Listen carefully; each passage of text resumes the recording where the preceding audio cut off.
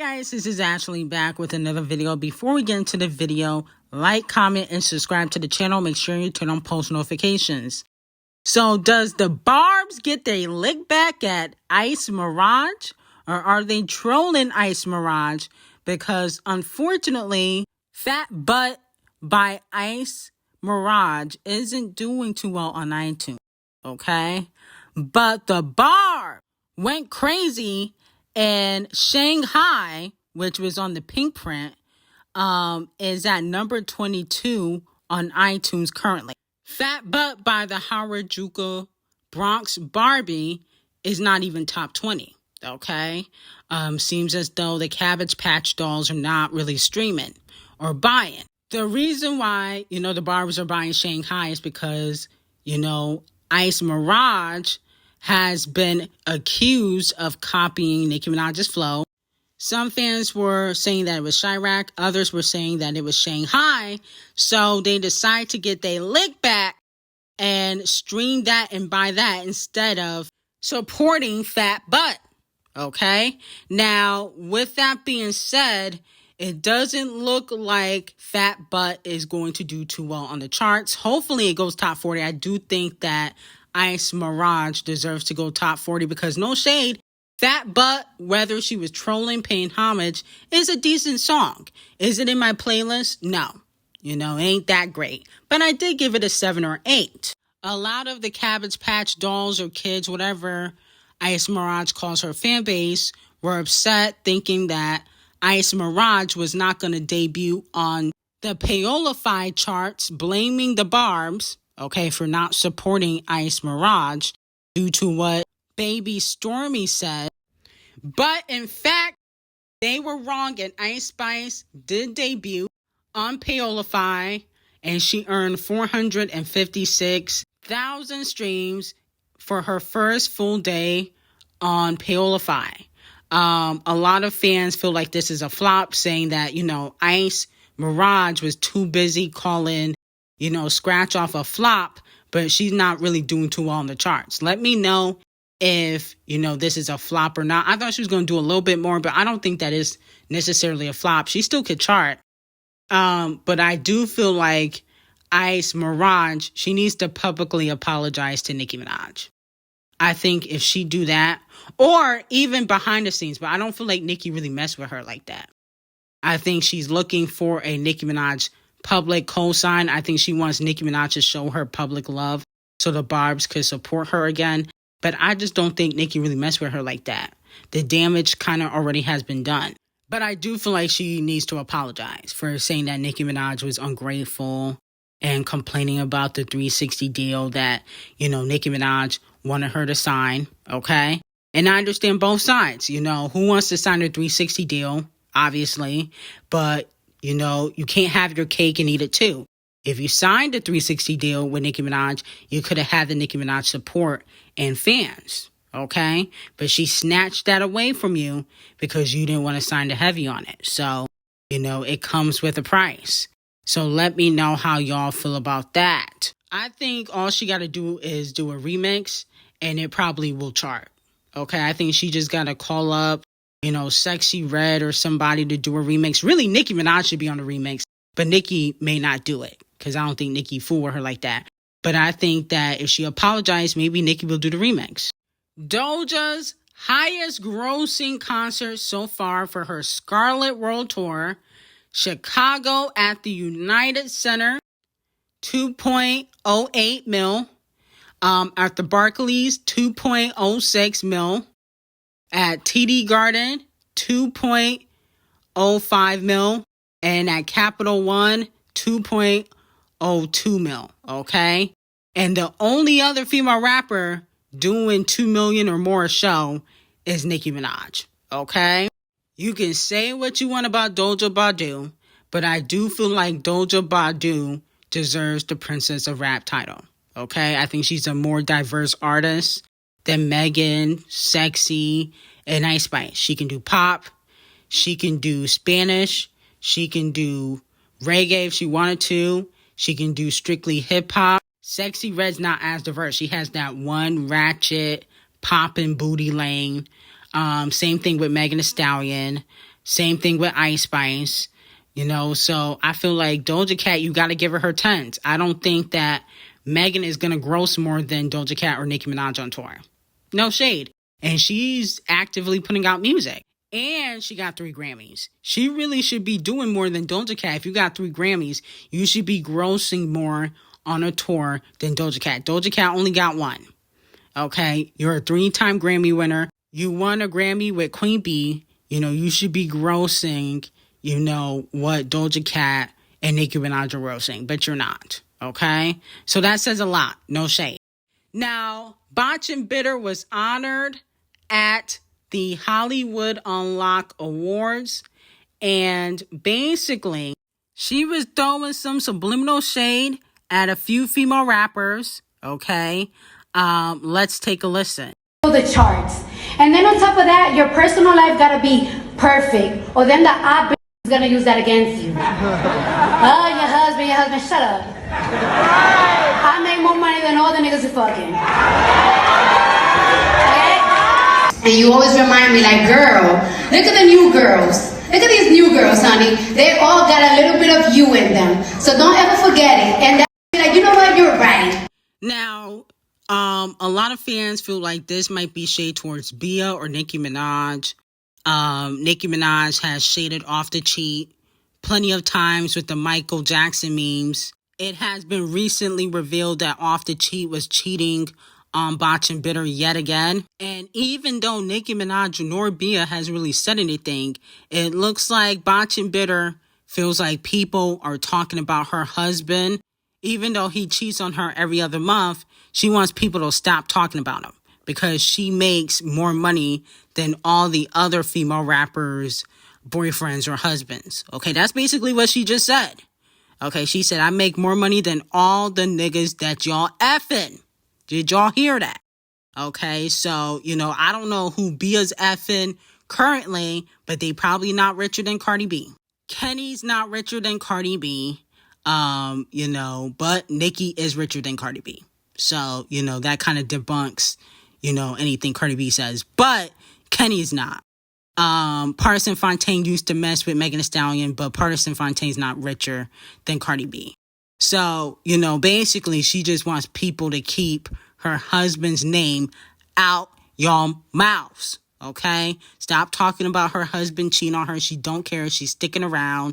She's not going to leave him. She likes being publicly humiliated. I personally don't care. I like the fact that she gets humiliated every other month by Off the Cheat, okay? Karma's a bitch. You know, that's what happens when you throw shoes at Nicki Minaj and miss. You know, you try to get Nicki Minaj pushed out of the industry. That's why you're even here. That's why your career is even existing, is because Titanic wanted to take Nicki Minaj out. So I really don't feel bad for Błaśtëd like that. You know, it is what it is. Now, Megan Thee Stallion is caught making fun of Champagne Thickums and dancing and reciting to Not Like Us at her concert in LA. They not like y'all. They not like y'all.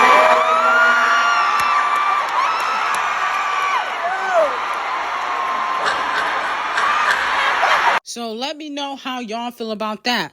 I don't really consider this, you know, a lot of shade towards Champagne Thickums. I feel like she went harder on the song Piss.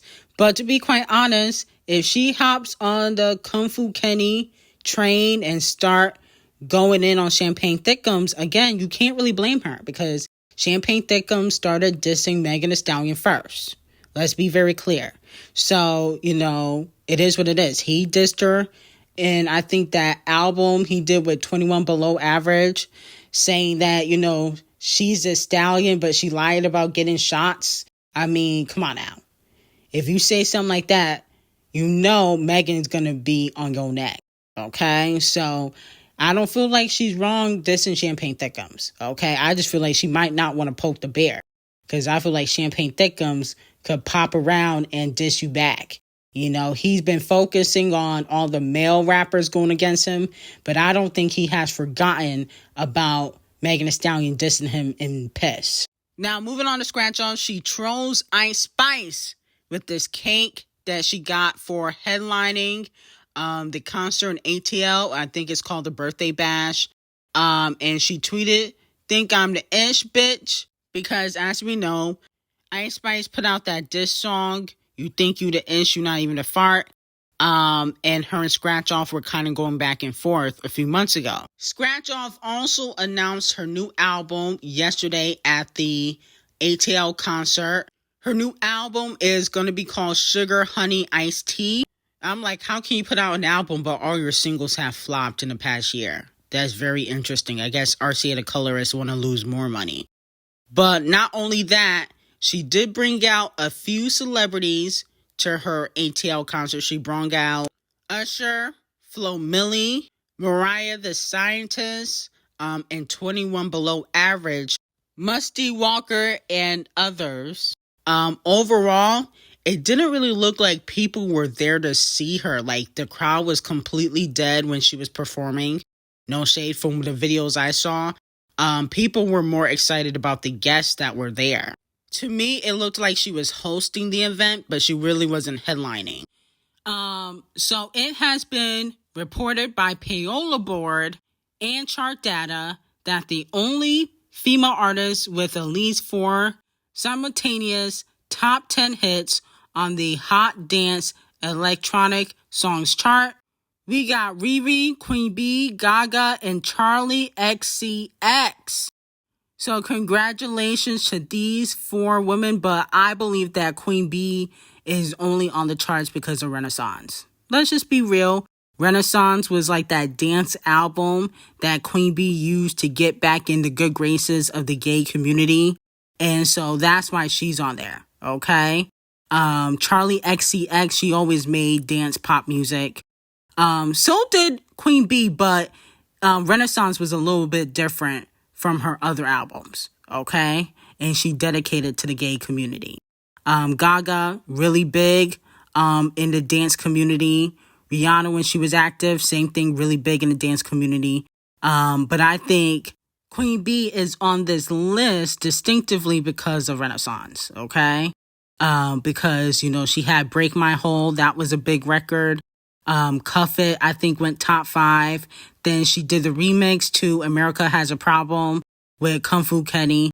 So, you know, she did have some bops on Renaissance. I think Renaissance was a much better album than Cowboy Carter. But different genres. So, you know, you really can't compare the two. So let me know how y'all feel about that. Now, moving on to Ckiminaj. So it has been reported that Ckiminaj's Nasty is challenging for a new peak inside the top 60 on this week's Payola Board Hot 100 chart, which is very good for Ckiminaj because she is independent. She's not signed to a label. With that being said, though, is Ckiminaj's Nasty one of the top 5 summer songs of the year? You know, this could be a contender for a song of the summer because it's very popular and it's trending on TikTok. Now, personally, this is not my favorite Ckiminaj song, okay? No shade to Ckiminaj. I love the video, but, you know, I don't really care for the song like that. But I can't discredit the song because at the end of the day, there's people that do like the record. So I do feel like it deserves to have, you know, a contender, at least top 3 contender for a song of the summer. You know, the other 2 would be obviously Not Like Us, which is very popular, and Espresso by Sabrina the Carpenter. I know Normani probably thinking, damn, how is she doing this independent and I got a whole label and I ain't getting no help? I know Walmart Yonsei thinking, damn, I should have never signed to Queen Bee. No shade, I do think that they be thinking that low key because their labels are not helping them. And Ckiminaj, Normani, and Walmart Yonsei are all 3 very talented. But unfortunately, Ckiminaj is the only one with a hit. No shade. Now, speaking of Normani, it looks like her new album, Dopamine, is flopping, unfortunately. None of the songs from Dopamine are going to chart inside the Hot 100 this week. Even Candy Paint, I'm like, Goodness gracious, how can Candid Paint flop? Y'all was begging for that song, and that song is a bop. But like I said before, the album did not have a proper push. She needed music videos, she needs radio play, she needs playlisting, and she did not get those things, okay? Now, allegedly, Normani will be selling 11,000 first week for dopamine. That can't be right. Oh, no. 11,000? That's it? And we waited 6 years and you come back with a flop album? No. This can't be right. Where is the payola? Goodness gracious. RCA the colorist, they just dropping the ball. They could at least given her some payola. She can get to 50,000 first week. 11,000? I mean, how are they going to recoup from these type of sales? I'm like, goodness gracious, no wonder these labels be going bankrupt because these artists don't sell. But I blame Devil Nation for stalling Normani's album, even though she got new management, and I blame RCA the colorist. Normani is not to blame. Plus, she might have gotten the Botch and Bitter curse. You know, once you link up with Botch and Bitter, your career goes downhill. So I think doing that Wild Side collaboration did hurt Normani. But hopefully she don't get dropped. Oh my goodness, this ain't good. Now, moving on to the king of rap, Kung Fu Kenny. He was spotted out with YG, Roddy Ricch, a few NBA players filming the Not Like Us music video, okay? In my opinion, I do believe the music video should have been shot months ago when the song officially dropped, because fans are saying that he's milking it now because he's filming a music video 2 months later. And I think he should have filmed the music video right when he dropped the song, because at the end of the day, it's a hit song. It went #1 after a week, okay, of the song coming out. And then on top of that, Champagne Thickums put out a music video for Family Matters. Okay, so he could have done a music video, but you know Kung Fu Kenny moves on his own time. But fans were calling out Kung Fu Kenny for having Bobby Altoff at his Not Like Us music video. But we don't know if she'll actually be in it. But she was on the music video scene. But Kung Fu Kenny allegedly did not bring her there. It was YG. You know, YG is a bird. So he brought Bobby. If you don't know who she is a podcaster. She also does TikToks. Funny Marco basically discovered her and she uses black culture. Okay, basically, she profits off of black people. You know, she interviews mostly black people to get inside the culture and basically race bait. With that being said, I don't blame Kung Fu Kenny because I don't think he knew that she was going to be there. I blame YG. He will be receiving Donkey of the Day for this because it makes Kung Fu Kenny look bad when you call Champagne Thickums a colonizer, then you have an actual colonizer, Bobby, in the music video. Okay, it just doesn't make sense. Or even if she's not going to be in the music video, she still was on set and she has no business being on set because at the end of the day, she's not a feature artist and she's not from Compton. Link will be in the description and have a great day.